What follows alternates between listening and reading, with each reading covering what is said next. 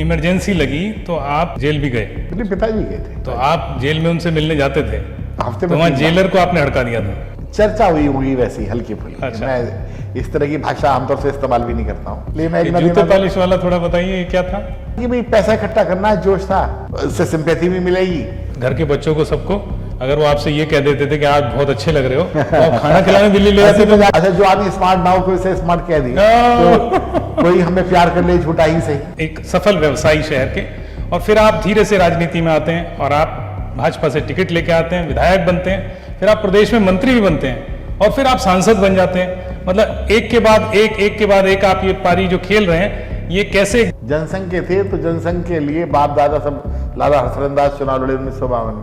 परिवार में एक वातावरण था। एक युवा जो कॉलेज के दिनों में डिबेट प्रतियोगिताओं में अपनी पहचान बना रहा था, जो दोस्तों के साथ मिलकर समाज के छोटे छोटे प्रयास करता था, जिसने व्यापार की शुरुआत की तो अपने घर से, घर का स्क्रैप खरीद कर। शायद उस समय किसी ने नहीं सोचा होगा कि यही व्यक्ति आगे चलकर राजनीति में कदम रखेगा और लाखों लोगों का प्रतिनिधित्व करते हुए क्षेत्र की जनता की आवाज बनकर संसद में गूंजेगा। लेकिन उनकी ये कहानी सिर्फ राजनीति या व्यापार तक सीमित नहीं है। यह कहानी है समाज के वंचित बच्चों की शिक्षा की चिंता की और उन सपनों की जो व्यक्ति को सिर्फ सफल नहीं बनाते बल्कि समाज से जुड़ा हुआ बनाते हैं। ये कहानी है साहित्य प्रेम की, कवि सम्मेलनों और मुशायरों द्वारा प्रतिभाओं को अवसर देने की। जी हाँ, आज हमारे साथ स्टूडियो में मौजूद हैं गाजियाबाद के लोकप्रिय सांसद, पूर्व मंत्री, सफल उद्योगपति और एक संवेदनशील सामाजिक व्यक्तित्व, आम लोगों के साथ सहजता से घुलने मिलने वाले और अपने बेबाक अंदाज के लिए पहचाने जाने वाले अतुल गर्ग। अतुल जी, आपका बहुत बहुत स्वागत है। पहले तो मैं सबसे पहले आपको नमस्कार करता हूँ और दर्शकों को भी नमस्कार करता हूँ। अतुल जी, मेरा पहला प्रश्न ये है कि आप एक सफल व्यवसायी शहर के, और फिर आप धीरे से राजनीति में आते हैं और आप भाजपा से टिकट लेके आते हैं, विधायक बनते हैं, फिर आप प्रदेश में मंत्री भी बनते हैं और फिर आप सांसद बन जाते हैं। मतलब एक के बाद एक आप ये पारी जो खेल रहे हैं, ये कैसे एकदम से आपकी लाइफ में, मतलब कि पॉइंट कैसे आया, टर्निंग पॉइंट? ऐसे टर्निंग पॉइंट नहीं मानना चाहिए। जिस समय जनसंघ थी तो 1967 में प्रकाश सिंह शास्त्री ने चुनाव लड़ा जी। मैं 10 साल का था, लेकिन पिताजी के साथ जनसभाओं में जाना, लोगों से मिलने जाना। जगदक्ष शर्मा बड़े एक स्पीकर हुआ करते थे हमारे। अटल जी को तो सभी जानते ही हैं कि भाई मशहूर हो गए थे, जब तक अडवाणी जी भी नहीं थे। तो पिताजी के साथ आना जाने का सिलसिला शुरू हुआ और जनसंघ को इस समय जीत नहीं मिलती थी तो छोटे छोटे काम करते थे बचपन से। 1974 में बलदेव राज शर्मा के इलेक्शन में भी छोटे मोटे काम हमने किए ही थे। 67 में दीनदयाल उपाध्याय जी का भाषण मैंने कालीकट में सुना है। अच्छा। हाँ, ठीक है। तो कुछ भी काम नहीं हो तो कम से कम पोस्टर लगवा दो जा करके। उन दिनों रस्सी के ऊपर झंडियाँ बनती थी, पैम्फलेट को, दीपक के चुनाव चिन्ह को झंडियों पर चिपकाने का काम था। जी जी जी। तो झालर बनती थी। जैसे शादी ब्याह में अब तो रिवाज ही खत्म हो गया है। बिल्कुल। वो झालर बनाते थे। तो ये कहना कि राजनीति में कहीं प्रवेश करें हैं, हम राजनीति में है नहीं है ये नहीं पता था हमें जी। जनसंघ के थे तो जनसंघ के लिए बाप दादा सब लाला हरसरंदास चुनाव लड़े 1952 में। परिवार में एक वातावरण था, बचपन से ही उस वातावरण में हले मिले और ये कभी उम्मीद नहीं थी हाँ कि हम भी चुनाव लड़ेंगे। ठीक है, पिताजी 1995 में मेयर बने और 2003 तक 4 तक रहे। उसके बाद स्वाभाविक रूप से सुरेंद्र गोयल उस टाइम पर एमपी थे, उन्होंने बीजेपी को हराया था। तो सुरेंद्र गोयल साहब को हराने के लिए कोई वैश्य कैंडिडेट होना चाहिए, तो उसमें स्वतः ही मेरा नाम चलना शुरू हो गया, जबकि मेरे को उम्मीद नहीं थी और ना ही मैंने किसी से कुछ बात करी। अच्छा। इतने में राजनाथ सिंह जी की घोषणा हो गई कि वो चुनाव लड़ेंगे। अच्छा। तो माननीय राजनाथ सिंह जी का मैंने प्रचार करा जी। आप तो उनके उसमें पूरा प्रबंध, फिर चुनाव संयोजक उन्होंने गाजियाबाद विधानसभा का मुझे बनाया जी। तो वहां से एक पहचान मिल गई। बहुत शॉर्ट में बात कहूँ, जब 89 में हम लोग चुनाव लड़े थे तब भी मैं एक्टिव था जी। और हमने मेरे को याद है कि नेहरू नगर की सारी पर्चियां मेरी जिम्मे हुई थी। अच्छा। बांटने का काम मैंने किया। आप उस समय नेहरू नगर रहते थे? हाँ, नेहरू नगर जी। तो उन दिनों कैंडिडेट कार्यकर्ता आसानी से नहीं मिलते थे, इतनी प्रचुर मात्रा नहीं थी कार्यकर्ताओं जी। और यंग एज थी तो तिमंजले तक जाना, पर्ची देना। तो ये मेरी तरह और भी बहुत सारे कार्यकर्ता थे, कोई मैं अकेला नहीं था जी। सैकड़ों 85 लोग और थे। इतनी प्रचुर मात्रा में नहीं थे कि अब कि हर मोहल्ले में 10-5 कार्यकर्ता, ऐसी स्थिति नहीं। पहले ऐसा ट्रेंड भी नहीं था, कार्यकर्ता ही सारा काम करते थे। हाँ, कार्यकर्ता नहीं करते थे, और करते तो अभी भी कार्यकर्ते हैं पर्ची बांटने का काम, जी पर अब कार्यकर्ताओं की कमी नहीं है। उन दिनों बहुत कम कार्यकर्ता होते थे, कई मोहल्लों में तो कार्यकर्ता मिलते ही नहीं थे। मिलते ही नहीं थे। जैसे दौलतपुर में हम पे कोई कार्यकर्ता नहीं था, अच्छा। ठीक है, कोट गांव में हम पे कोई कार्यकर्ता नहीं था कि जो काम कर ले, ठीक है, गांधीनगर में थे कुछ, ठीक है, जी तो इसलिए कहीं मिल जाते थे, कहीं नहीं मिलते थे। जी। तो अब हमें नहीं पता कि हम राजनीति में आ रहे हैं, ये तो एक स्वाभाविक है, चल रहा है, ठीक है। 1977 में जनता पार्टी के टाइम पर भी पिताजी जेल से बाहर आए थे, जी और एक हमारे जो भी कैंडिडेट थे, लोकदल का कैंडिडेट को टिकट मिल गया था यहाँ। अच्छा। तो 77 में भी काम करा, काउंटिंग में भी था, मैं बूथ पे भी था। तो मुझे एक जानकारी है यहाँ पर, बीच में मैं आपकी बात को रोक रहा हूँ, कि जब इमरजेंसी लगी तो आप अपने कुछ कार्यकर्ता या पारिवारिक बंधु जेल भी गए, आपके परिवार से भी गए? मेरे पिताजी गए थे। पिताजी गए? हाँ, तो आप जेल में उनसे मिलने जाते थे? हफ्ते तो में वहाँ 3 जेलर को आपने हड़का दिया था? नहीं, हड़काया नहीं था। कुछ तो वाकया है। नहीं, अब की नहीं, ऐसा गलत है ये। उन दिनों हड़काने की स्थिति में भी नहीं थे जी। लेकिन जब दोबारा जेल गए थे, करीब 2008-9 में एक आंदोलन किया था। अच्छा। नोएडा के एक गांव की जमीन का मामला था जी। तो उसमें कलराज मिश्रा जी ने एक यात्रा निकाली थी, शाही जी ने एक यात्रा निकाली थी। तो तब एक ये दिनेश शर्मा, महेश शर्मा, हम लोग सब जेल हो गए थे। जी। तो तब जरूर वहाँ पर जो जेलर थे वो हमें बहुत सम्मान करते थे, हल्का फिर भी नहीं था। अच्छा। तो भाई हमारे भोजन का ध्यान रखना, ये सब रखना, लेकिन जो परिस्थितियाँ इमरजेंसी में थी वो भिन्न थी जी। तो मैं हफ्ते में 3 दफे जाता था। तो यहाँ से बस लेता था, बस अड्डे से, अम्बेडकर रोड से, जी। फिर वहाँ उतर के मेरठ से, फिर कुछ खाना पैक कराते थे 15-20 जनों का, फिर तांगे में बैठ के अब्दुल्लापुर जाते थे। तो आप इसको हड़काना नहीं मान रहे हैं, लेकिन मैं आपको स्मृति में दोबारा बात को ला रहा हूँ, और दर्शकों की भी, कि आपने वहाँ जेलर से ये कहा था कि जब हमारी सरकार आएगी तब देखेंगे।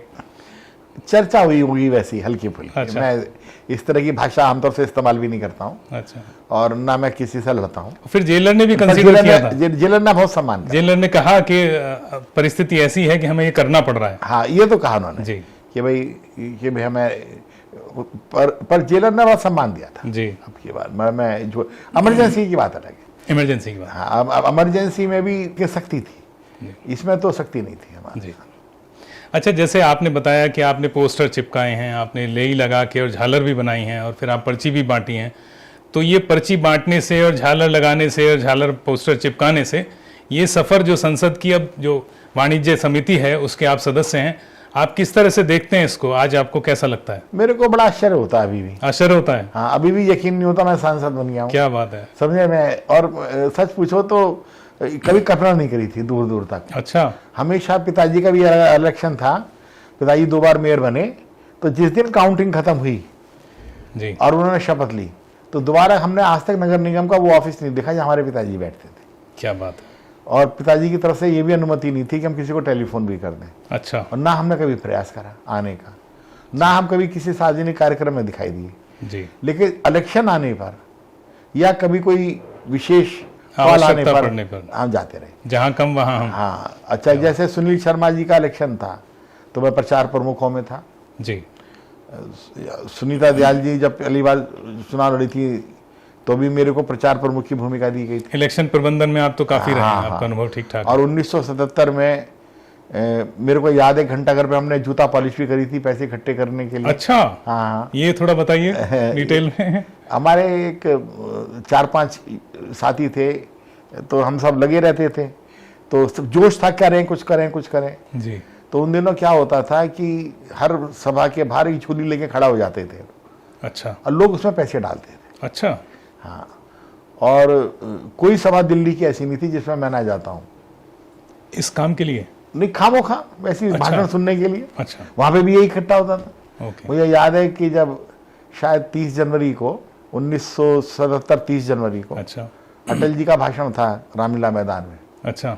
तो मैं वहाँ था। अच्छा। और जिस समय 1970 में बांग्लादेश की को रिकॉग्नाइज करने के लिए उस टाइम जनसंघ थी, तो उसमें वहाँ पर एक सभा हुई थी, तो उसमें भी मैं था। ओके। ठीक है। और तो ये कोई मुझसे कहता नहीं था, तो खुद ही शौक था। उन दिनों ऐसा भी नहीं था कि बसें जाती हों पार्टी की तरफ से, खुद ही जाना होता था। अच्छा।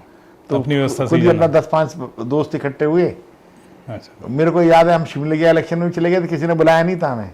अच्छा, हरियाणा के इलेक्शन में भी चले गए, खामोखा लेना ये एक ना जूते देना। पॉलिश वाला थोड़ा बताइए, ये क्या था, बस ये था कि भाई पैसा इकट्ठा करना है, जोश था कैसे भी करना है। बस। हाँ, तो इससे सिंपैथी भी मिलेगी। तो घंटा घर पे जहाँ जूता पॉलिश वाले बैठते हैं, अब पता नहीं बैठते नहीं बैठते हैं, जी पीपल के पेड़ के नीचे, जी जी, तो वहां पर हम 4-5 लड़के बैठ गए थे। जहाँ जूता भी पॉलिश टैक्सी का- वो है, नहीं, टैक्सी तो बहुत दूर है, ठीक घंटा घर के बाहर। घंटा घर के ठीक नीचे आप कह रहे हैं। हाँ, ठीक नीचे। और मुझे याद है कि किसी ने तो हमें 10 रुपया भी दिया उस जमाने में भी, उस जमाने में। क्या बात वो 10 रुपया उन दोनों बहुत बड़ी बात थी। जी, 1 रुपया तो सभी नहीं दिया, जबकि हम किसी से पैसे नहीं मांगते थे। अच्छी डिब्बा आगे कमाई कर- की आपने वहाँ हाँ, ठीक है, 200-300 रुपए इकट्ठे करे क्या और बात वो है। हमने दिया। तो आप यानी बचपन से ही पार्टी की गतिविधियों में कहीं भी ऐसी कोई रैली या जलसा कुछ भी ऐसा कार्यक्रम था तो उसमें जाते थे।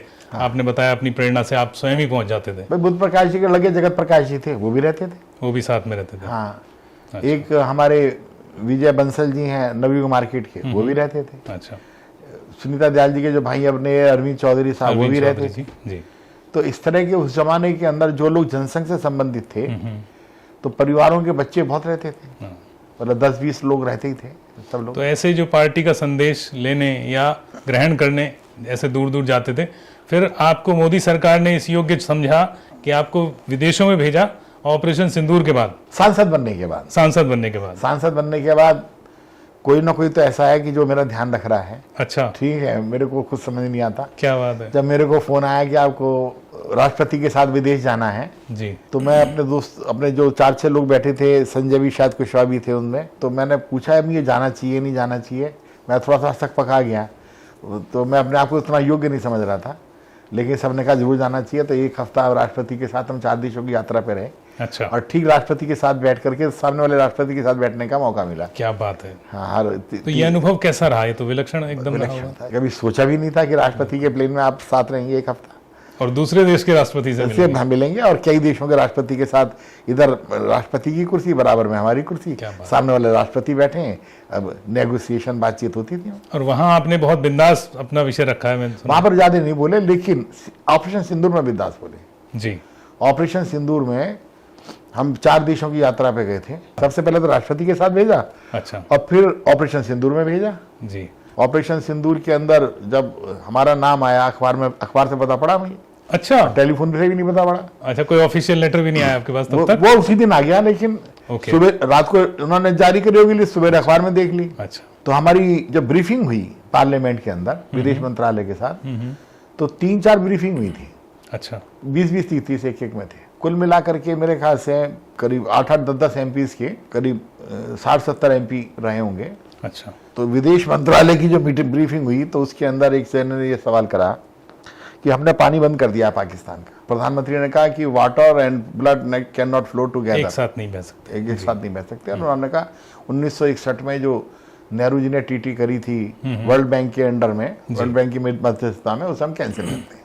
जी, इससे पहले किसी ने ऐसा कहने की हिम्मत नहीं करी थी। जी, एक बोल्ड कदम था, उसकी बहुत चर्चा हुई कि साहब प्यासी मर जाएगा पाकिस्तान, क्या होगा। तो हमारे में से एक सदस्य ने पूछा कि जब हमसे विदेश जा रहे हैं हम, और जब हमसे ये पूछा जाएगा कि आप मानवता के नाते पानी किसी का कैसे बंद कर सकते हो, तो हमें क्या जवाब देना है। जी, तो जो विदेश मंत्रालय ने जवाब दिया वो कोई बहुत बढ़िया नहीं था। अच्छा, हाँ, मैं उससे संतुष्ट नहीं था। आप संतुष्ट नहीं थे? हाँ, अच्छा, तो फिर मैंने अपने हाथ में ले लिया मामला को। अच्छा, फिर मैं वहां पर बोल्डली बोला। ओके। मैंने कहा कि 1961 में जो वाटर संधि हुई थी, तो 1947 के बंटवारे की शर्त नहीं थी वो, ये तो बाद में एक एक्स्ट्रा आपने किसी को पेमेंट कर दिया, जी, और उसकी एक बेसिक शर्त थी कि हिंदुस्तान और पाकिस्तान शांति से रहेंगे, जी, और पाकिस्तान हिंदुस्तान को डिस्टर्ब नहीं करेगा। वो ये शर्त- संधि में लिखा हुआ था। वो शर्त तोड़ दी। 1947 में बंटवारे की शर्त नहीं थी, तो 1961 में एक एक्सग्रेशिया दिया पाकिस्तान ने कि मैं कुछ तंग नहीं करूंगा, आई एम सेटिस्फाइड, जी, और मैं जो है आपको, और हमने उसकी शर्त मान ली, और उसने 1965 में हमला कर दिया, तो शांति तोड़ दी। 1971 में हमला कर दिया, शांति तोड़ दी। टेररिस्ट भेजे, आज तक शांति भेज तोड़ रहे दी, हैं। आज तक भेज रहे हैं। जी, तो जब 1947 से लेकर 61 तक जब बिना संधि के 2 देश रह सकते हैं, तो अब संधि तोड़ के पुरानी स्थिति में आने में हमें क्या नुकसान है? बिल्कुल, दूसरी बात, मैंने किसी को अपने मकान को फ्री में दे दिया, अब वो मेरे को गाली दे, तो उसे निकालने का हक नहीं है मुझे। ठीक बात। ये मानवता की जो दुहाई दे रहे हैं जो भी लोग देते हैं, क्योंकि उसके अंदर हर दल के व्यक्ति थे। जी, तो उनकी कुछ की मानसिकता ऐसी थी। ठीक बात है, तो मैंने कहा तो ये मानवता केवल हमारी जिम्मेदारी है। बहुत सही। यदि उन्हें मानवता का कोई बेनिफिट चाहिए तो उन्हें कम से कम हमारे साथ में नम्रतापूर्वक व्यवहार तो करना पड़ेगा। जी, और फिर मैंने कहा चीन और हिंदुस्तान की तो आज तक जल संधि नहीं है, तो जल संधि होना जरूरी कहाँ है? ठीक बात है। इस बात पर सबने सन्नाटा छा गया और ताली तो खैर नहीं बजाई, सबने स्वीकार कर सबसे लिया। स्वीकार कर लिया। क्या बात है। कि इस पॉइंट को।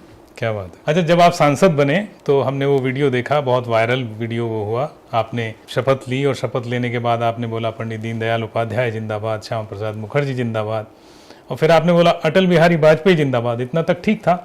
आप फिर चले गए, फिर आप लौट के आए दोबारा से और आप माइक पे फिर से बोल के गए डॉक्टर हेडगेवार जिंदाबाद।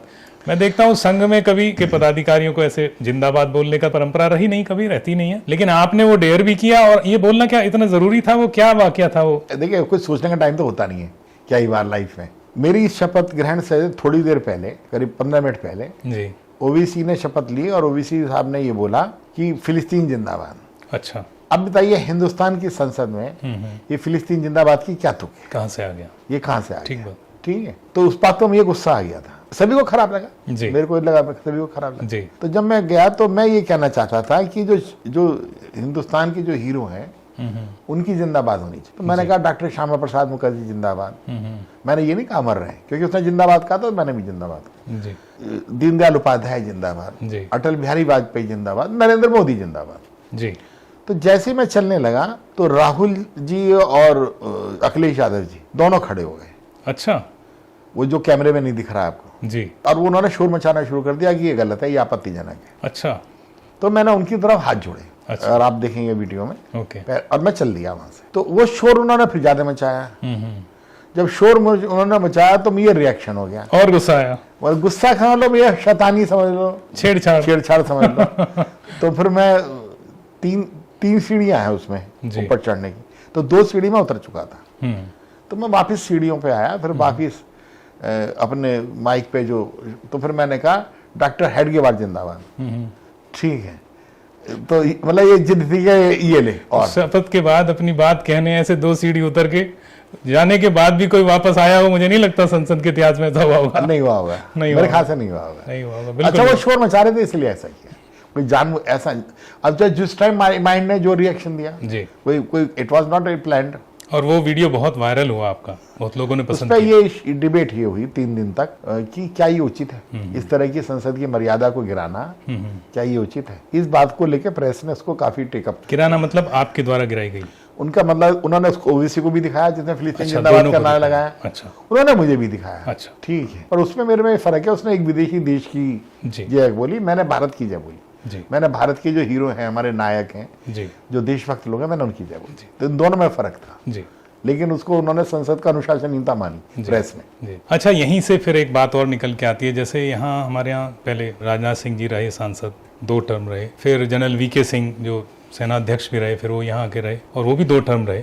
उसके बाद उनको टिकट ना देके पार्टी ने आपको टिकट दिया। और अभी तक जो हमारी बातचीत हुई उस पूरी श्रृंखला में जो बात आपने कही कि पता नहीं ईश्वर का कौन सा हाथ आपके ऊपर है, तो ये कौन सी कृपा है जो आप पे बरस रही है कि आपको टिकट पार्टी ने दिया ऐसे सांसद को? जिस दिन मुझे पता चल जाएगा उस दिन जरूर बताऊंगा। क्या बात है, अभी नहीं पता? भैया जी ने पता नहीं। लेकिन पार्टी को आप पे बहुत विश्वास है, इससे ऐसा लगता है। भाई कृपा है पार्टी की, मेरे से भी ज्यादा अच्छे अच्छे कार्यकर्ता मौजूद हैं, बहुत लोगों ने बहुत त्याग करे हैं, वो भी मौजूद हैं। जी, ठीक है, और बहुत सारी चीजें ऐसी होती हैं कि जो तर्क से ऊपर की होती हैं।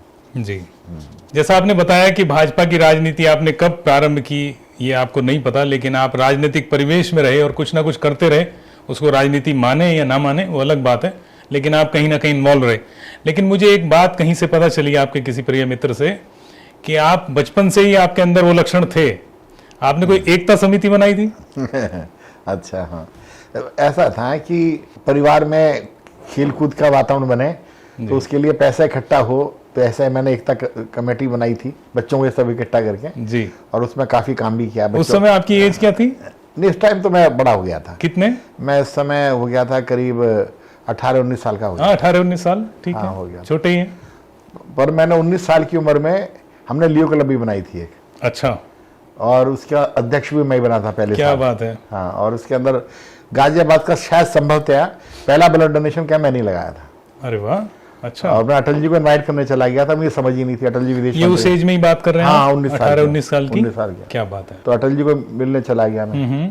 हौसले बुलंद थे शुरू से ही आपके। मतलब यही समझ नहीं थी, हौसले क्या बेवकूफी थी ये कि भाई आप अटल बिहारी वाजपेयी को उसका उद्घाटन करने ले जा रहे नहीं, आपने कहा आपने गाजियाबाद का पहला ब्लड डोनेशन कैंप लगाया, हो मेरे ख्याल तो से। ये शायद बड़ी बात है। करीब 85 डोनर थे उसके अंदर, लियो क्लब के अंदर। और उस समय इस तरह से वो उपलब्ध हो भी सकते थे, ऐसी बड़ी बात नहीं है कि वो आप गलत जगह चले गए, ऐसा भी नहीं है। मैं गया 5 रायसीना में रहते थे वो जी। तो मैं चला गया तो अटल जी मिलते थे सबसे। हमारे 5-6 लड़के थे, हम लोग बस से गए थे। पारिवारिक परिचय तो आपका रहा होगा उनसे? परिचय देना पड़ता था, देना पड़ता था। पहचानते नहीं थे। जी। तो मैंने उनसे कहा कि मैं दिनेश शंकर का लड़का हूँ, अरे आइए बैठोगे। जी। तो मैंने कहा जी हमारे ब्लड डोनेशन कैंप लगा रहे हैं हम, और एक हम मैगजीन भी ले गए थे। तो उसमें हमने उसमें एक म्यूजिकल एक प्रोग्राम, उन दोनों म्यूजिकल प्रोग्राम होना बड़ी बात होती थी। अच्छा। तो हमने कहा हमने म्यूजिकल नाइट करी। तो बोले ओहो म्यूजिकल नाइट करी आपने, ऐसे कर और साहित्य प्रेमी थे वो भी? सब बच्चों को एक तबकी देने का। ठीक है, तो फिर मैंने कहा जी हम एक ब्लड डोनेशन कैंप लगा रहे हैं, तो आप हमारा उद्घाटन कर दीजिए चल के। क्या बात है। तो वो हल्का सा मुस्कुराए, इतने में शिव कुमार जी वहाँ खड़े थे। अच्छा। तो हवा हाथ पकड़ के खींच के ले गए। अटल जी ने कहा उनकी बात चल सुन लो बच्चों की। तो हम अंदर गए तो शिव कुमार जी बहुत डांटा मेरे को, तो तुम्हें तमीज नहीं है, तुम अटल जी का ब्लड लोगे, ठीक है। तो हमने जो है उनका हाथ छुड़ा के हमने कहा अटल जी ये तो डांट रहे हैं मेरे को। तो अब अटल, ये सच्ची घटना है। तो इसमें फिर अटल जी बोले अच्छा भाई ऐसा है कि एक काम करो, विजय कुमार मल्होत्रा को भेज दो। अच्छा। तो विजय कुमार मल्होत्रा इस टाइम ताज होटल के सामने जो बंगले बने हुए हैं, अच्छा। MP थे दिल्ली के, जी जी। जनता पार्टी के टाइम में चुने गए थे, अच्छा। उनमें रहते थे। तो उन्होंने फोन करा कि ऐसे ऐसे, तो हम उन्हें इनवाइट करने गए, तो वो आए थे हमारे। तो उन्होंने अपने प्रतिनिधि भेज दिए? विजय कुमार मल्होत्रा। क्या बात है। ऐसा नहीं है कि आप मिल नहीं सकते, धक्का देकर भगा दिया हो, या वाले कितनी सरलता थी जी। और वो उस टाइम पर विदेश मंत्री थे। अच्छा। अच्छा। वैसे घुस गए घर के अंदर। क्या बात है। हमें तो ऐसा लगा हमारे कार्यकर्ता ही तो हैं। वाह। भाई कार्यकर्ता नेता का जो फर्क है वो तो अब समझ में आया जी। अच्छा। हाँ, कि भाई नेता क्या होता है। अच्छा, थोड़ा एकता समिति का और बताइए, इसमें क्या किया आपने? ऐसा था पैसों की जरूरत थी, मैं स्विमिंग पूल बनाना था। अच्छा। परिवार का, तो परिवार में हमने बच्चों को इकट्ठा करा, और मुझे पता था कि मेरे चाचा मेरी बात मानेंगे नहीं। अच्छा। तो मैंने जो इम्पोर्टेंट चाचा थे तो उन सबको बच्चों को इकट्ठा कर लिया, किसी को प्रेसिडेंट बना दिया, किसी को सेक्रेटरी बना दिया, और घर में एक जुलूस निकाला हमने बोरी लेके। अच्छा। कि जितना घर का कूड़ा कबाड़ा है ये हमारा होगा, ये कागज लेके सबके साइन करा लिए। तो घर वालों ने पूछा जैसे, मैंने कहा लोहे का कोई टुकड़ा हो, कोई टूटी हुई चप्पल हो, टूटी हुई टोटी हो, क्या बात है। हम अखबार की रद्दी उसे बेच के बच्चों के लिए खेल का सामान लाए, बेच के पैसे लाएंगे। हाँ। वाह। तो उन्होंने सबने साइन कर दिए। तो अगले दिन ही जो हमारी भट्टों पे जो बड़े बड़े सामान पड़े थे वो साले मैंने बेच दिए। वो कैप्चर कर लिया आपने? हाँ, वो क्या कई बात लाख है। रुपए साइन आई चुके थे आपके पास? साइन आई चुके थे। वाह। तो स्विमिंग पूल बनवाया फिर हमने घर में, हालांकि काफी डांट खानी पड़ी। स्विमिंग पूल बनवा लिया आपने? हाँ बना, तो पैसे बेच दिया सामान, तो चाचा जी वाला बहुत नाराज हुए, इतना तो हमारा सारा सामान बेच दिया। तो मैंने कहा बेकारी तो पड़ा था, ये लिखा था तुम्हारा। वाह। मतलब उसमें मेरे पास कोई पद भी नहीं था, ठीक है, लेकिन स्विमिंग पूल बन गया परिवार का। और मुझे पता चला कि परिवार के सारे बच्चों को स्विमिंग आ गई। स्विमिंग तो हमारे यहाँ बाद में तो आई, उससे पहले जो हिंडन नदी थी बहुत साफ होती थी। अच्छा। उन दिनों ये बात है 1960-70 के बीच की। गाजियाबाद के जितने भी प्रतिष्ठित लोग थे और बहुत सारे सामान्य लोग थे, वो हिंडन नदी पे जाते थे, सब तैरते थे गर्मियों के दिनों में। और हिंडन नदी के अंदर जहां से शुरू होती है, तो वहां पर कम से कम 100 फुट का रेत का मैदान हुआ करता था दोनों तरफ। अच्छा। रेत होती थी दोनों तरफ। अच्छा, घाट जैसा? हाँ, घाट जैसा। अच्छा। अब तो सीढ़ी आ गई है। हाँ। और सीधा पानी शुरू हो जाता है जी। वो भी गंदा है, वो भी थोड़ी सी रह गई। हाँ, बल्कि उन दिनों एक आम पार्टी हुई थी। अच्छा। संघ की पार्टी तो नहीं, सब वन विहार कार्यक्रम कहते थे जी। आम का सीजन था। जी जी। तो बल्कि मैं छोटा ही था, करीब 6-7 साल का था। ये बात होगी 62, 63, 64 की। अच्छा। तो मैं, पिताजी नदी पार करने जाते थे तो मैं उनके पीछे पीछे चल दिया, मैं डूब गया। अच्छा। तो एक परमानंद मित्तल थे हमारे संघ के कार्यकर्ता, नाम सुना होगा आपने। जी जी। ठीक है, जो गौशाला के अध्यक्ष रहे। जी जी। तो वो निकाल के लाए थे मुझे नदी में से। आप डूब गए थे? मैं डूब गया था, मेरे नमस्ते हुई थी मेरी। अच्छा। ठीक है, हाँ। अब कितने लोगों को बड़ा दुख होगा यार, ये बच गया। नहीं, तो मैं तो डूब गया। संघ का कार्यक्रम था जी। तो उन दिनों बड़े कार्यक्रम हुआ करते थे इस तरह के। एक नदी के बीच में टापू है, हिंडन के बीच में। अच्छा उसमें नाव में बैठ के जाते थे पुल के अच्छा। दूसरी तरफ। अच्छा, ऐसा भी था। हाँ, अच्छा। उस पुल पर भी और कार्यक्रम हुआ करते थे। अच्छा, संघ संघ के भी होते थे, रोटरी क्लब के भी होते थे। अच्छा तो नाव से बैठ के जाते थे, जी। पता नहीं कहाँ गया वो। ये जैसे आपने बताया कि आपने घर में सबसे साइन करा लिए और घर का जो स्क्रैप था उसको अपने अंडर में ले जहाँ लिया पर एक तरह से। कॉमर्शियल हमारे एरिया थे वहां का ही भेज दिया ना और सब। फिर आपने जैसे कहते हैं ना उंगली पकड़ के पोछा पकड़ने हाँ, वाली बात, हाँ। आपने अपने कार्य क्षेत्र में भी वहां से भी भट्टों से इधर उधर से सब जगह से उठा के हाँ, वो it was the pre plan कि भाई अच्छा, आपको वहीं से चस्का लगा कि आपने जो बड़ी बड़ी फैक्ट्रियों को लेके फिर उसका स्क्रैप सेल करने का वो जो बिजनेस आपने किया? नहीं, वो फैक्ट्री हमारी आर की आई थी एक, रामकिशन इस्पात हमारी। अच्छा। तो वो फैक्ट्री बंद हो गई थी 1987 में। तो उस फैक्ट्री को बेचने की जिम्मेदारी परिवार ने मुझे दी। अच्छा, क्योंकि आप एक्सपर्ट हो गए थे उसमें पहले। मतलब मैं मशीन को समझता था, मेरे अलावा कोई समझता नहीं था। ओके। तो जो ऑफर थी वो बहुत कम थी, जो भी लेना चाहते थे। तो मैंने कागज कैलकुलेट करा, एक एक करके बेचेंगे तो डबल प्राइस में लग गया हमें। ओके। हाँ, तो फिर उससे फिर मेरे को चस्का लग गया। ये बात है। फिर आपने इस लाइन में काफी काम हाँ, किया। मैंने कई फैक्ट्रियां खरीदी, जी प्राइवेट सेक्टर की, जी। सरकारी कोई नहीं ली। फिर आप उनको फैक्ट्रीज को लेते थे और उसका सामान को थोड़ा थोड़ा करके सेल करते थे? थोड़ा था, जो जमीन बस्ती थी तो उसमें मैंने काइट कॉलेज खोला। अच्छा, काइट कॉलेज उसी में खुला है, ऐसी जमीन में? ऐसी नहीं, अच्छा। वो कॉलेज खुल गया तो उस पर थोड़ा सा सभी साथियों का प्रेम मिला, जो भी हमारे पार्टनर थे उन्होंने विश्वास भी करा आपस में एक दूसरे पे, और एक लॉन्ग टर्म प्लानिंग तय करी गई कि इसका नाम करना है। तो उसमें सबने ध्यान रखा कि कोई कमी ना रहे। जी। तो आज उसका नाम उत्तर प्रदेश में अच्छा है। अच्छा नाम, यानी आम के आम गुठलियों के दाम। हाँ, मतलब यूज करा। देखिए ऐसा हुआ कि मेरा बड़ा मजाक उड़ता है, बहुत उड़ता है कई बार हर मामले में। जो फैक्ट्री थी वो बिस्कुट की फैक्ट्री थी, बिस्किट फैक्ट्री थी, इंडाना फूड्स। उसमें एक शेड था। अच्छा। अब उसके अंदर ना तो मेरे को नक्शा पास कराना था, ना फिटिंग करानी थी बिजली की, ना सीवर लाइन डालनी थी। अच्छा, उसके अंदर ही कमरे बना करके इंजीनियरिंग कॉलेज शुरू कर दिया। इंफ्रास्ट्रक्चर रेडी था लगभग? रेडी था, क्या और बात। फ्री का था। तो जो भी इंस्पेक्टर आते थे बड़ा गुस्सा होते थे मेरे ऊपर कि आपने शेड क्यों लगा रखा है, अच्छा। बिल्डिंग क्यों नहीं बना रहे। तो मैं उनसे पूछता था कि मैंने कहा जी अगर शिमले में जाओगे तो जो गवर्नर हाउस है वो भी शेड में ही है। अच्छा। ठीक है, बिल्डिंग का पर्पस क्या है? बिल्डिंग का पर्पस है कि हवा पानी धूप से बचाओ। जी। वो ये शेड पूरा कर रहा है। तो ज्यादातर प्रोफेसर जो इंस्पेक्शन के लिए आते थे वो हमारे से खुश नहीं होते थे, हमारे इस जवाब से। अच्छा, जवाब को दे नहीं पाते थे, बोले नहीं इसे पक्का करिए आप। जो नॉर्म्स उनके ध्यान में रहता होगा। नॉर्म्स तो होते ही नहीं थे। अच्छा। नॉर्म्स है बिल्डिंग होनी चाहिए।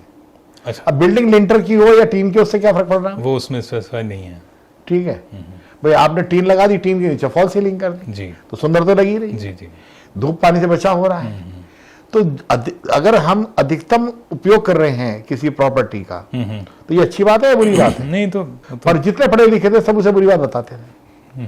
और जो हमारे साथी थे जो और इंजीनियरिंग कॉलेज वाले थे, और वो मेरा मजाक उड़ाते थे, ये तो शेड में चला रहा है। लेकिन शेड के अंदर भी तो नंबर 1 चले गए हम। जी। ठीक है, और कितनी लागत बचाई, कितनी लागत बचाई। तो आपने कहा कि कुछ लोगों ने आपको समर्थन दिया अपना, यानी आपके साथ जुड़े, उन्होंने अपना कुछ फंड भी लगाया होगा? नहीं, वो तब तो आपने जब मैं फंड लगाने की बात की बात कर रहा हूँ, जो इंस्पेक्शन पे आते थे जी, लोग। जी। फंड तो बिना पैसे तो मेरे पे थे ही नहीं, तो मैं तो 10 पार्टनर बनाता था सब जगह। हाँ, मैं उसी बात पे आ रहा था कि ये जो लोगों का विश्वास था कि आप अगर गाजियाबाद में अतुल गर्ग के साथ बिजनेस कर रहे हैं तो यानी सक्सेस की गारंटी है। लोग ऐसा सोचने लगे थे, जी पर मैंने कभी ऐसा कहा नहीं और ना ऐसा कभी सोचा। जी। नुकसान तो मैंने भी किया होगा, फेल तो मैं भी हुआ हूँ, ऐसा नहीं है कि भाई कोई गारंटी है। लेकिन किस्मत जब साथ देती है तो आपको एक तरफ सफलताएं मिलती हैं। ठीक है, और किस्मत और भाग्य बहुत बड़ी चीज है। भाग्य का मतलब ये नहीं है कि अगर आपका भाग्य साथ दे रहा है तो आप में कोई बहुत योग्यता है। ठीक है, लोग उसे योग्य मानने लेते हैं। जी। अब इसमें मेरी गलती नहीं है। क्या बात है, यानी भाग्य ने आपका साथ बचपन से लेके और अब तक दे ही रहा है। जब देते रहे मैं क्या करूं। क्या बात। ठीक है, अच्छा भाग्य साथ देता है, पर मैंने कभी ये नहीं कहा, कभी ये क्लेम नहीं किया कि मैं बहुत योग्य हूं। बहुत योग्य है। हाँ, और मेरे को हमेशा अपने से ज्यादा योग्य लोग नजर आते हैं। क्या बात है, ये बड़प्पन है आपका। नहीं, अब ये बड़पन आप कह रहे हो, ऐसा नहीं है, मैं सच्ची बात बता रहा हूँ। अच्छा, एक घटना है जिसमें आपने क्लास में कुछ गलत बोल दिया और टीचर ने सबको लाइन से खड़ा किया, आपके साथ और भी थे, आप अकेले नहीं थे, और सबके हाथ पे डंडे लग रहे थे। तो सबके हाथ पे डंडे लगे लेकिन आपके नहीं लगा। ये संजय कुशवाहा ने बताया हुआ। ऐसा हुआ कि मैं चर्चा चलती रहती है, हरविंदर मक्कड़ है, वो था, मैं था, बचपन के दोस्त थे, हाई स्कूल का टाइम है। तो एक एकदम से मैं मास्टर जी का नाम भूल गया, तो मैं उनसे ट्यूशन पढ़ता था, पिताजी चेयरमैन थे, 1971 की बात है। तो उन्होंने जवाब मैं भी नहीं दे पाया, जी। तो मेरे को उन्होंने हल्का हल्का मारा, बाकियों को जोर जोर से मारा। हम्म। तो मेरे दोस्तों की पिटाई ज्यादा हुई, मेरी नहीं हुई। इस बात का मुझे दुख हुआ। आपको दुख हुआ? हाँ। अच्छा। तो फिर मैंने कहा मास्टर जी आपने मेरे दोस्त को तो बहुत मारा, मुझे कम मारा, ये बात क्यों है? ये आपने ही कहा? हाँ, मैंने कहा ये बात जब मेरी उम्र होगी 15 साल की 14 साल की। तो फिर मास्टर जी को इतना गुस्सा आया, और मेरा अपमान करा, तो उन्होंने मेरे बाल करके बाहर खींच कर फिर खूब मारा मुझे। अरे हाँ। तो ऐसी घटनाएं क्या ही हुई जीवन में कि जहां मेरे को लगा कि अगर मेरे को बेनिफिट मिला है और मेरे दोस्तों के साथ कुछ अन्याय हुआ है तो मैंने उसको बचपन में भी टोका मैंने। ये तो आपने बहुत बड़ी बात बताई, लेकिन मैं किसी और बात की तरफ इशारा कर रहा था। मैं उसी बात पे आता हूँ सीधे। तो टीचर ने आपको मारना, आपकी पूरी क्लास को जितने लोग नहीं कर पाए थे उनको मारना शुरू किया, और आपके पास जब पहुंचा तो उसने आपको मारा नहीं? कम मारा, मतलब हल्का सा टच कर दिया। उस घटना की बात नहीं कर रहा मैं। हाँ। मैं दूसरी किसी घटना की कर रहा हूँ। पिटते तो आप रहते ही होंगे मुझे लगता है। हाँ, क्योंकि भगवान की कृपा रही। तो ये दूसरी घटना है जिसमें आप हाथ फैलाए हुए खड़े थे और डंडा लगने वाला था, लेकिन डंडा लगा नहीं। तो आपके अध्यापक ने ये कहा कि आपके हाथ में कोई निशान है। हाँ, ये बात तो बहुत बड़ा है। और ये बात मुझे संजय कुशवाहा ने नहीं बताई। ये हंसराज आचार्य जी की बात है। ये तो बात है चौथी क्लास की। चौथी क्लास में आचार्य हंसराज थे, तो आचार्य थे शिशु मंदिर में। ओके। तो मेरे हाथ में एक तिल है। अच्छा, अभी भी है? अभी भी है। क्या बात है। तो वो तिल देख करके वो जब मारने लगे तो उन्होंने जो है रुक गए। फिर मारते मारते रुक गए? मारते मारते फिर उन्होंने थूक निकाल करके उसको पूछा ये असली तिल है या वैसे? अच्छा, रगड़ के देखा उसको? अब मैं बड़ा खुश कि मैंने तिल ये से बच जाऊंगा। मैं कहा नहीं असली है, असली है। तो उन्होंने, मैं सोचा बच गया। तो उन्होंने 4 डस्टर मारे थे, डस्टर होते थे उसमें मारते थे जी। 2 ही साथ में 2 ही साथ में। तो उन्होंने चारों फिर एक ही हाथ में मार दिए। ओहो, अच्छा। हाँ, तो उसमें कोई बेनिफिट मुझे मिला नहीं। लेकिन वो तिल की वजह से वो हाथ बच गया आपका? एक हाथ बचा, उसकी सजा दूसरे हाथ को भुगतनी पड़ी। उस तिल का उन्होंने सम्मान किया। हाँ। जो सम्मान आज आप ले रहे हैं वो उस तिल की वजह से है। अब पता नहीं भाई साहब, वो जो 2 डस्टर नहीं पड़े थे। पता नहीं। तो ये जो कृपा आप कहते हैं ना कहीं से आ रही है आपको, हाँ, मुझे लगता है वो शायद वहीं से आ रही है। मैं सच बता रहा हूँ, मैंने कभी भी क्लेम ये नहीं करा कि मैं बहुत पुरुषार्थी हूँ। मैं देखता हूँ आपका जो करियर है, जो आप काम कर रहे हैं समाज के लिए, उसमें विशेष रूप से युवाओं के लिए स्किल डेवलपमेंट का आपने काम किया। मैंने कई बार देखा आपने खेल के बड़े बड़े आयोजन कराए हैं, और साहित्य में आपकी इतनी रुचि है, उसको देख के तो आश्चर्य होता है कि एक व्यक्ति, आपने एक फिल्म आई थी पहेली, उसके जो राइटर थे उनको आपने ढूंढ के निकाला, और वो कोई बहुत पॉपुलर या मुंबई के नहीं थे। आपने कहाँ से उनको बुलवाया, क्या क्या? थोड़ा सा इन 2-3 बिंदुओं के बारे में बताइए। ऐसा है कि ये एक प्यास होती है कि जीवन में हर कुछ चाहिए, ये बेचैनी होती है। हालांकि ये फेयर नहीं है। फेयर नहीं है? ये नहीं है। आदमी को संतुष्ट कहीं तो वो नहीं चाहिए। तो कुछ हमारे दोस्त थे आर्ट की दुनिया के, हमारे साथ लग गए, तो कुछ चीजें समझ में आनी शुरू हो गई। तो पहली पिक्चर फ्लॉप हो गई थी। अच्छा। तो लेकिन मैंने हॉल के अंदर ये घोषणा कर दी थी, खाली हॉल था अपने दोस्तों के बीच में, इस पिक्चर को कोई ना कोई पुरस्कार जरूर मिलेगा। मैं बहुत प्रभावित हुआ उस पिक्चर को। जी। शाहरुख खान साहब थे, अमोल पालेकर डायरेक्टर थे। तो कुछ दिनों बाद मुझे पता पड़ा कि भाई हमारे दोस्तों का में से उसके बेटे का फोन आया, अंकल चाचा जी तुम्हें कैसे पता पड़ा, उसको तो ऑस्कर के लिए भेज दिया। ओहो, अच्छा। तो मैंने कहा भाई तुम पिक्चर सिर्फ देखते हो, मैं ठीक से देखता हूँ, कितना फर्क है। पिक्चर मुझे समझ आती है जी। उसके अंदर कॉस्ट्यूम समझ में आता है, उसके अंदर म्यूजिक समझ में आता है, कुछ चीजें समझ में आती हैं, गॉड गिफ्ट होती है। तो उसका जो राइटर था विजय दानदे था जी। तो वो एंटी अपर कास्ट था। उनका पूरा साहित्य एंटी अपर कास्ट है, बनिया ब्राह्मण ठाकुर उनके खिलाफ ही लिखते हैं। जी जी। तो एक रोज मिल गए दिल्ली में, तो उनका शिकायत ये थी कि अमोल पालेकर का सम्मान हो गया, शाहरुख खान का सम्मान हो गया, अच्छा। मेरा कहीं नाम भी नहीं हुआ। तो आपसे कैसे भेंट हुई उनकी? मैं मिलता रहता हूँ। अच्छा। अब तो खैर कम हो गया। जी जी। राइटर से, आर्टिस्टों से, संगीतकारों से खामोखा। अच्छा। किसी के अभी चले गए, कहीं भी रुचि है मिले। आपकी? हाँ, रुचि रही है। और एक इम्पोर्टेंट आदमी से मिलने की इच्छा हर किसी की होती है। जी। तो हम तो इम्पोर्टेंट रहे नहीं जिंदगी में, तो इम्पोर्टेंट जो मिलता है उसके चले गए। क्या बात है। तो अब बात कर, तो एक संगत की इच्छा रहती है सबसे मिले, जी। हर आदमी को मिले। वही जो आपने बोला भूख। हाँ, हाँ कि हर एक से मिले। अपर्णा कौर से भी हम मिले, और भी बहुत लोगों से मिले राइटर। तो मैंने फिर उनको, उन्होंने कहा, बड़ा शिकायत कर रहे थे, गुस्से में भी थे। वैसे ही बनिए ब्राह्मणों से दुखी रहते थे और ठाकुरों से दुखी रहते थे। उनकी पीड़ा उनकी सारी किताबें इसके ऊपर लिखी हुई। अच्छा। उनकी 700 से ज्यादा कहानियां हैं। तो ये जो आपने उनका सम्मान किया उससे पहले आपको पता था? हाँ हाँ। अच्छा। तो पर उनकी बात ठीक थी, मेरे को लगी जो पहली पिक्चर तो उनको भी सम्मान मिलना चाहिए जी। मैंने कहा ये आपका सम्मान हम करेंगे, तो उन्होंने दूसरी बात रख दी, बोले आज तक मेरा साहित्य नहीं छपा, वो और छपा दो। अच्छा। और वो 700 पेज का साहित्य था, ओह, वो छपाया मैंने। उनका सम्मान करने के लिए मैंने अमोल पालेकर को बम्बई से बुलाया, तो उन्होंने भी थ्रेड रखी कि 3 दिन ये रहेगा वो रहेगा, उनका कुछ अपनी प्रोटोकॉल उनका अपना प्रोटोकॉल था। उन्होंने कुछ खर्चा नहीं लिया, लेकिन खर्चा जो होता था वो तो अच्छा खासा वो भी था। काफी होगा, ठीक बात है। शाहरुख खान साहब ने फोन नहीं उठाया, अच्छा, वरना मैं तो उन्हें भी उनको बुला भी रहा था। अप्रोच किया था आपने? हाँ, अच्छा। फिर सुषमा जी को उसकी अध्यक्षता के लिए बुलाया, सुषमा कार्यक्रम। स्वराज जी। हाँ, सुषमा स्वराज जी। तो उस दिन उनका मैरिज एनिवर्सरी पड़ गया। अच्छा। फिर राजनाथ सिंह जी के हाथ पैर जोड़े, तो राजनाथ सिंह जी आए फिक्की में। अच्छा, ऑडियंस कहाँ से लाए? दिल्ली में तो मेरी कोई जान पहचान थी नहीं, तो 700 लोग यहाँ से लेके गया जी, है जी। तो मेरे कई लाख रुपए खर्च हुए। उनमें से एक मैं भी था। आप भी थे जी। तो वो कार्यक्रम अच्छा लगा आपको? बहुत अच्छा लगा। ठीक है, सबकी रिक्वेस्ट करी थी मैंने। तो ये मेरा रुचि का विषय था कि भाई अगर कोई मेरे को मिल गया और मेरे को लगता है अब, क्योंकि जिंदगी में राजनीतिक क्षेत्र में हम कुछ भी करें तो उसे केवल और केवल वोटों की आधार पर तोला जाता उसी में है। काउंट किया जाएगा, ठीक बात है। लेकिन हमने अपनी जिंदगी हर तरह से जी है।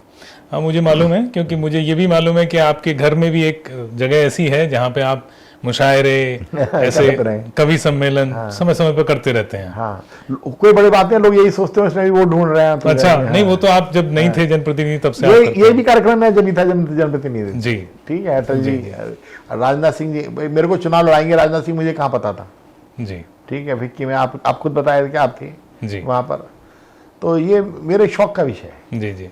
तो 165 किताबों का मैंने ट्रांसलेशन कराया। अच्छा। हाँ, मराठी, बंगाली और रशियन, अच्छा। जिसने जो किताब बता दी। अच्छा, आपका प्रकाशन भी है ना अपना? था, वो बंद कर दिया, घाटा बहुत हो गया। घाटा बहुत हो गया? बहुत बड़ा घाटा हो गया। अच्छा। अब बेचना नहीं आया ना, छापना तो आ गया। अच्छा, बेचना नहीं आया जी। तो वो किताब खुद ही छाप ली, खुद ही पढ़ ली। अच्छा, ये मुशायरे वगैरह जो भी आप कराते हैं या आप मुशायरों में जाते हैं या कवि सम्मेलन कराते हैं, कुछ आप स्वयं भी लिखते हैं? ऐसा जी, लिखता तो हर आदमी है, लेकिन उसे अपनी औकात पता होती है, क्या मुझे बताता नहीं है। ठीक है, ऐसे ही हर आदमी गाता भी है। नहीं, आपने बड़े बड़े शायर को बुलाया है तो आप बड़ा ही लिखते होंगे कुछ, मैं इसलिए मैंने प्रश्न किया। नहीं, एक शेर है आपका जो बहुत पॉपुलर है, वो एक बार सुना दीजिए जरा दर्शकों को हमारे। ना जी, कोई पॉपुलर ना है मेरा शेर, और ना मैं कभी ऐसी मैंने क्लेम करा, ना मैंने कभी शायरी सुनाई कहीं, लेकिन कुछ कुछ समझ में आती है और अच्छा लगता है जी, मन को भी अच्छा लगता है। और कई बार आनंद बहुत आता है।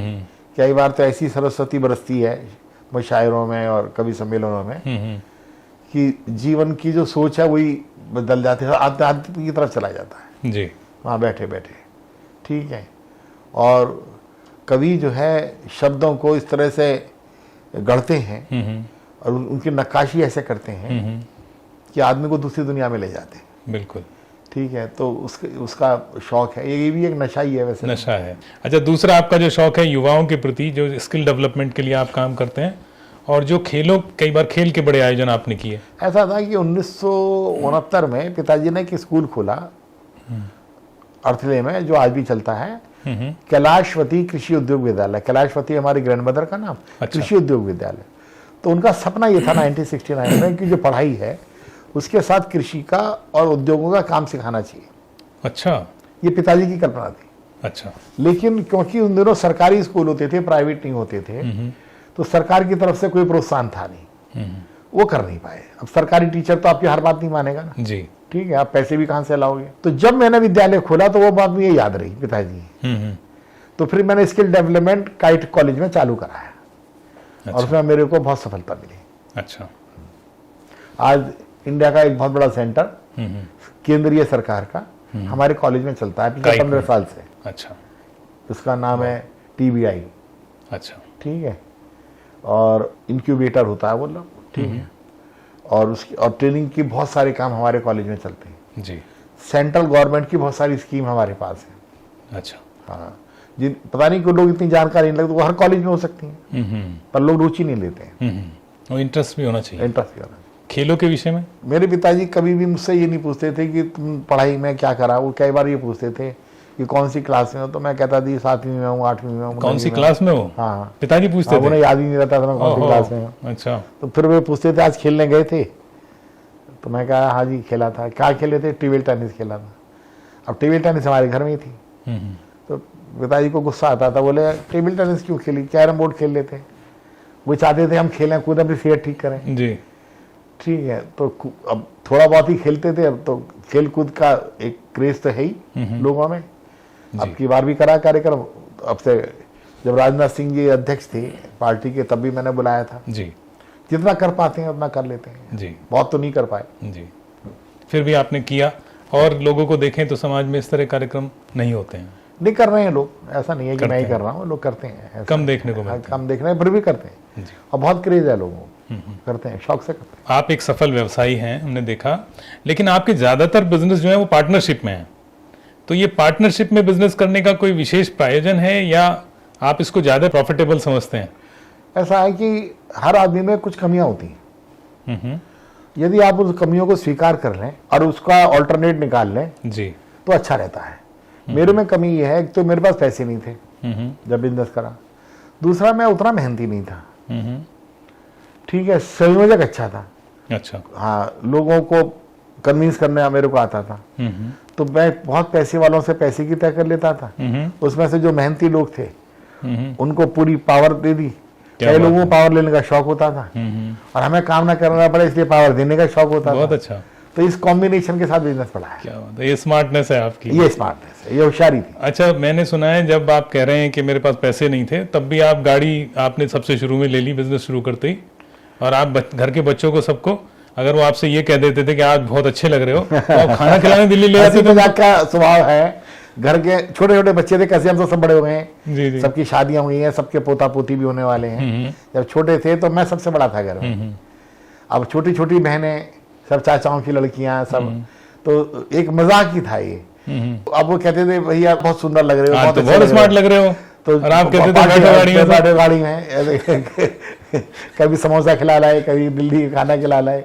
ये भी एक मजाक सही था। ठीक है, और ये कॉलेज में भी था। ये सबको बांधे रखने की एक कला भी है। अच्छा लगता था सबके साथ। जी। अब कौन किससे बात करता है?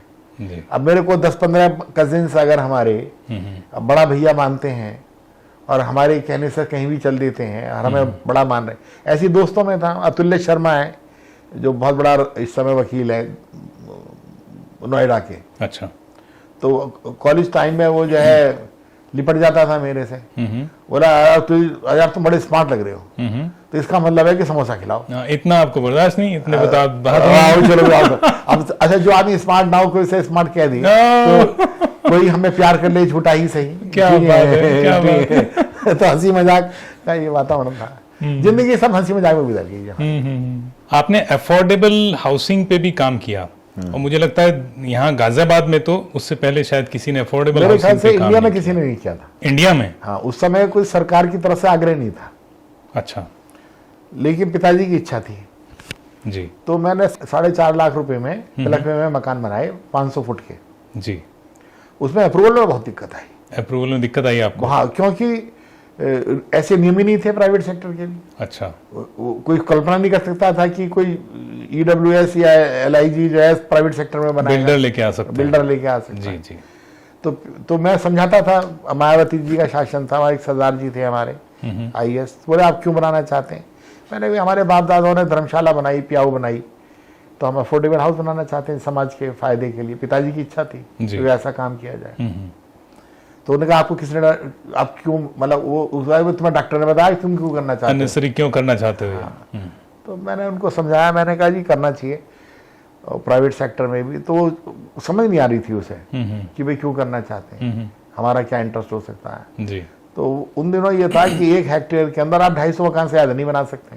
अच्छा, ये भी था। हाँ, अगर मैं छोटा मकान बना रहा हूँ तो मेरे को ज्यादा की परमिशन मिलनी चाहिए जी। तो 250 यूनिट से ज्यादा नहीं बनेंगे। अच्छा। अब 250 यूनिट का मतलब है कि जमीन बेच जाएगी, बना ही नहीं सकते थे। ओके। तो फिर मैंने उनको समझाया बहुत। मैंने कहा भाई यदि आप मरेंगे, मरते टाइम आपका ये सबसे अच्छे कामों में से एक होगा। अच्छा। ये मैंने बोल दिया उस IAS अफसर को, तो वो चौंक गया। राय सिंह थे वो? तो सरदार जी थे, सरदार राय सिंह थे, नाम मैं भूल गया। अच्छा। हाउसिंग के वो थे प्रमुख सचिव, ओके। पर उसे अपील कर गई मेरी बात। मैंने कहा यार ओपन करिए ना, तो उसने फिर 250 की जगह 350 यूनिट पास कर दिए हमारे। अच्छा, जो नियम बनाया, 100 का और ग्रेस उसमें दे नियम ये था कि हर मकान के आगे एक पार्किंग होनी चाहिए गाड़ी की। मैंने कहा गाड़ी जो की गरीब parking? आदमी होगा पार्किंग कहाँ से, गाड़ी कहाँ से लाएगा? उस पे स्कूटर हो, वही बहुत बड़ी बात है। तो ये सब ठीक नहीं है। जी नई चीज बन रही है, आप जो सरकारी नियम आपके हैं उस पर लागू करिए ना, इस पे प्राइवेट सेक्टर में भी। जी। तो उसने काफी कुछ तो करा, पूरा तो नहीं करा, काफी कुछ करा, तो हमने लखनऊ में मकान बनाए। आपने सफल उसका प्रयोग एक करके दिखाया। उसके बाद कोई और मॉडल आए? पहला केस था इंडिया का हमारा कि बिना बैलेंस शीट के बैंक ने लोन दिया। अच्छा। हाउसिंग सेक्टर के अंदर उन दिनों अगर आपको लोन देना है तो 3 साल की बैलेंस शीट जमा करनी है। अच्छा। अब ये बताओ कोई गरीब आदमी को बैलेंस शीट कहां से आएगी? इस बात को समझाने में बहुत समय लगा, और मेरा छोटा बेटा राघव जो है उसने बहुत मेहनत करी। अच्छा। तो तब जाके स्टेट बैंक की एक बहुत बड़ी अधिकारी थी राष्ट्रीय स्तर की, उनका नाम भूल गया, कोई बंगाली थी वो। जी। तो उन्होंने उसकी बात सुनी, फिर उन्होंने नरीमन पॉइंट बुलाया और एज ए एक्सपेरिमेंट 250 मकानों की परमिशन हमें दी। अच्छा। अब फिर उसके बाद में ये नॉर्म सक्सेस हो गया। ओके। तो इंडिया में हमारा पहला प्रोजेक्ट था कि जिसमें हमने बिना बैलेंस शीट के लोन दिलवाने में काम लोन दिलवाया लोगों को। गरीब आदमी को। क्या बात। कांग्रेस का शासन था। बहुत अच्छा। जैसा मुझे पता है आप फूड लवर हैं, तो यानी खाने की कोई भी स्वादिष्ट चीज हो आप उसको बहुत चाव से खाते हैं, शौक रखते हैं खाने का। इवन मुझे इतना भी मालूम है कि जैसे आप कहीं टूर पे भी जाते हैं, पार्टी के टूर पे या व्यापारिक टूर पे, वहां भी आप ढूंढ ही लेते हैं कोई ना कोई ठिकाना कि यहाँ पुरानी चीज क्या है यहाँ की शहर की, और उसे फिर आप खाते हैं। कोशिश करते हैं। तो ये जो आप हर तरह का भोजन खाते हैं, हम जैसे लोग भी थोड़ा संकोच करते हैं, भाई ऐसा नहीं खाना वैसा नहीं खाना, लेकिन ये आपका मेंटल स्टेट है या ये गट की स्ट्रांग है आपका कि आप कुछ भी खा लेते हैं, कैसे भी खा लेते हैं? हम भी खा लेते हैं, सड़क पे किसी भी ठेली पे खा लेंगे, जहाँ पर 25-30 रुपए प्लेट में खाना मिलता है वहाँ भी खा लेंगे। ठीक है। तो और ऐसे बहुत सारे किस्से हैं कि जब बड़े आदमियों ने मेरे को बड़े अजीब निगाह से देखा जब मैं। अच्छा। हाँ, मेरे को लगता है यार जब एक आदमी खा रहा है तो मेरे को क्या दिक्कत है? एक ही दिन में अगर पेट खराब भी हो गया तो ही क्या मुसीबत है, ठीक हो जाएगा 2 दिन बाद। क्या बात है। ठीक है, क्या दिक्कत क्या है? बी नॉर्मल यार। कोई क्या पता कोई स्वादिष्ट चीज हाथ से ना निकल जाए।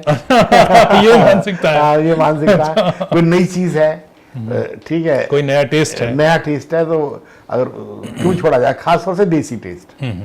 ठीक है भाई, वहाँ का ट्रेडिशनल है। तो अब तो यूट्यूब पर तो बहुत आसान हो गया खोजना। जी जी। अभी आप बंगाल गए तो वहाँ भी आपने कई जगह पे आपके फोटो वगैरह आए हुए हैं। वहाँ पे बिरयानी खाई जी, वहाँ पे झालमुड़ी भी खाई आपने, खाए, गोलगप्पे खाए आपने। और मेरे को जब फ्लाइट पकड़नी थी लौटने में तो मुझे टेंशन ये थी कि गुप्ता वाले के यहाँ मेरे को जाना जरूर है और टाइम शॉर्ट था, तो मैं जान पे खेल करके गुप्ता वाले के गया। गुप्ता वाले कौन? एक कोई मशहूर आदमी है वहाँ का। अच्छा।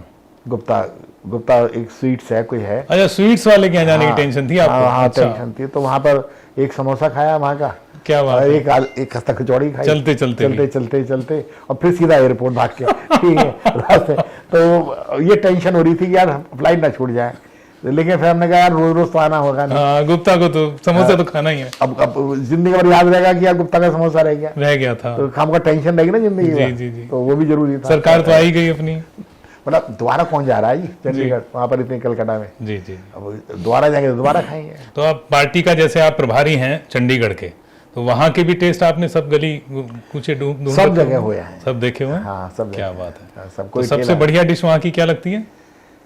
भाई जो हमें गाजियाबाद का मजा आता है वो हमें कहीं नहीं आता, पता नहीं कहीं नहीं आता। हाँ, ज्यादातर सब हमें तो गाजियाबाद अल्टीमेट, जाते हम सब जगह। जी वो अब सनी देओल की फोटो लगी है, एक्टर की फोटो लगी है कि कुलचा मिलता है, यहाँ परांठा मिलता है, यहाँ ये चंडीगढ़ में गोपाल जी सबके यहाँ हुआ, गोपाल के भी हुआ, अग्रवाल के भी हुआ, एक सरदार जी के भी हुआ। वहाँ क्या ही थे, 1 महीना रहा ना चुनाव में।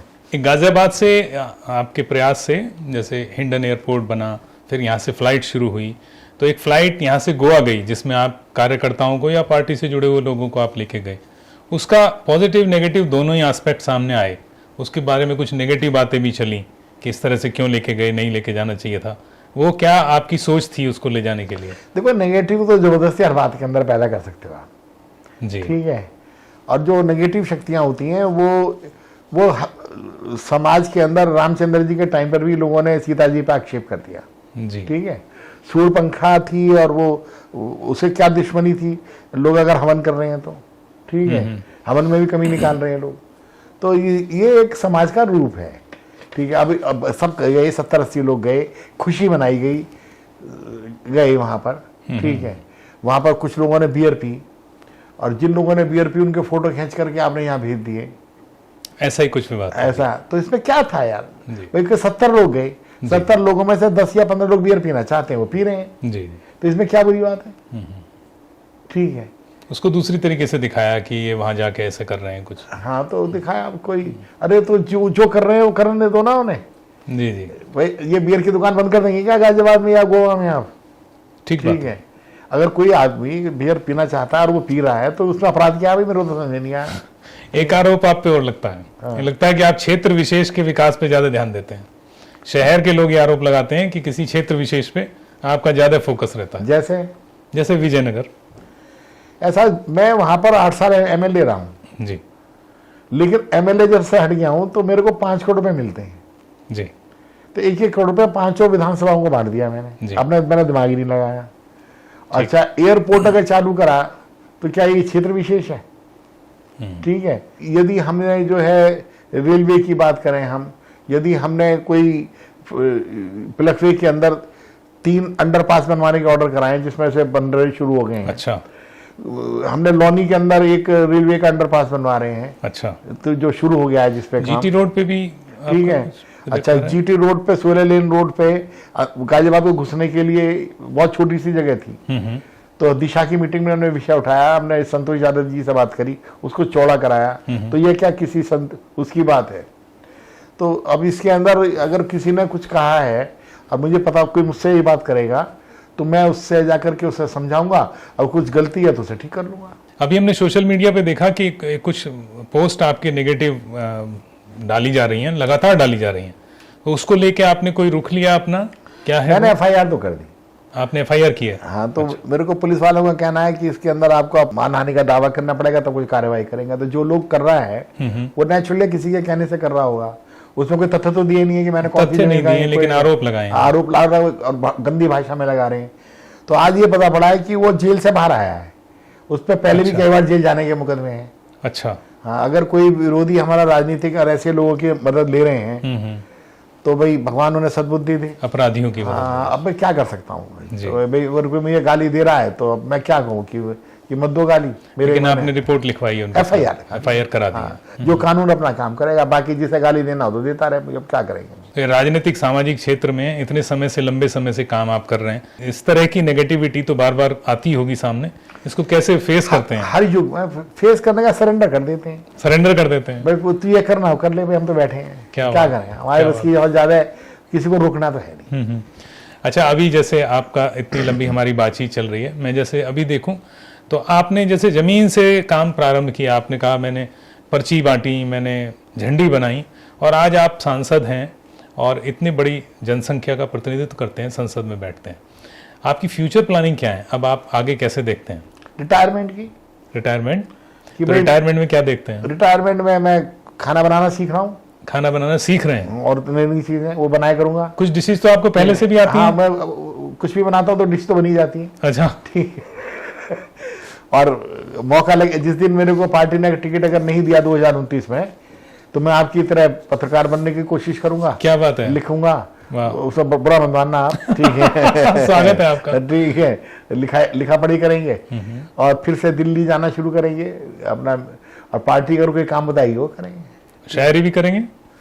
शायरी सुनूंगा, सुनेंगे? सुनूंगा, वो तो आप अभी सुन लेते हैं। तो आपके साथ बात तो मुझे ऐसा लगता है करते रहेंगे तो होती रहेगी, यानी खत्म होने वाली नहीं है।